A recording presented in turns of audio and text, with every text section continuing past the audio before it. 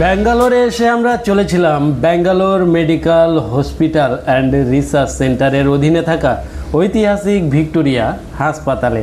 পথে যেতে যেতে হঠাৎ চোখে পড়ল এক ইতিহাসের নিদর্শন, টিপু সুলতান সামার প্যালেস।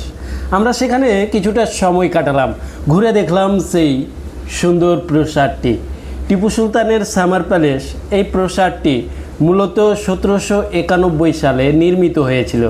এটি এক সময় ছিল টিপু সুলতানের গ্রীষ্মকালীন রাজপ্রাসাদ। পুরো কাঠের তৈরি এই প্রাসাদটি নির্মাণ শৈলীতে ইন্দো ইসলামিক স্টাইলের এক অপূর্ব নিদর্শন। দুইতলা এই প্রাসাদে রয়েছে খোদাই করা খুঁটি, চিত্রিত দেয়াল ও খোলামেলা বারান্দা। ইতিহাস প্রেমীদের জন্য এটি একটি চমৎকার দর্শনীয় স্থান। এখানে টিপুর জীবন, যুদ্ধে ব্যবহৃত অস্ত্র, পোশাক এবং নানা তথ্য চিত্রও রয়েছে।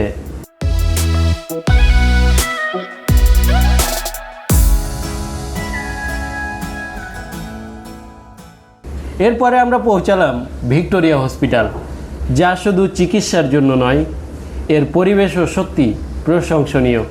চারিদিকে গাছপালা, সবুজ ঘাসে ঘেরা, যেন একটা হাসপাতাল নয় বরং একটা বাগানের ভিতর দাঁড়িয়ে থাকা হাসপাতাল। রোগী এবং দর্শনার্থীদের জন্য এটি এক শান্তিপূর্ণ পরিবেশ তৈরি করে।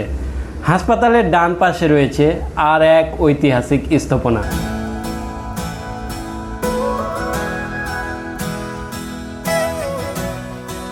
ব্যাঙ্গালোর ফোর্ট বা ব্যাঙ্গালোর কেল্লা। আমরা সেই কেল্লাতেই ঢুকে কিছুটা সময় কাটালাম। এই দুর্গটি প্রথমে 1537 সালে নির্মাণ করেছিলেন কম্পে গৌড়া, যিনি ব্যাঙ্গালোর শহরের প্রতিষ্ঠাতা। পরবর্তীতে হায়দার আলী এবং তার পুত্র টিপু সুলতান এটিকে পাথরের দুর্গে রূপান্তরিত করেন। কেল্লার মধ্যে রয়েছে বিশাল গেটওয়ে, পুরনো কামান, সৈন্যদের ব্যবহৃত স্থান এবং ঐতিহাসিক দেয়াল যা অনেক যুদ্ধে অংশগ্রহণ করেছে। এটা যেন এক জীবন্ত ইতিহাস।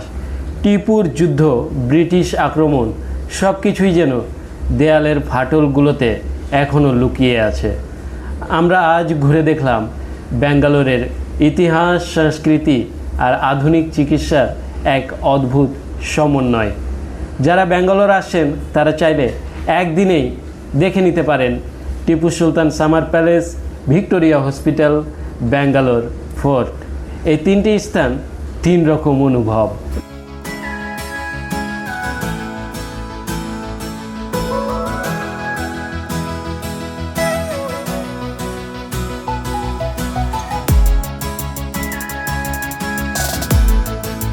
তো আজকের মতো এই পর্যন্তই। ভিডিওটি ভালো লাগলে লাইক ও শেয়ার করতে ভুলবেন না।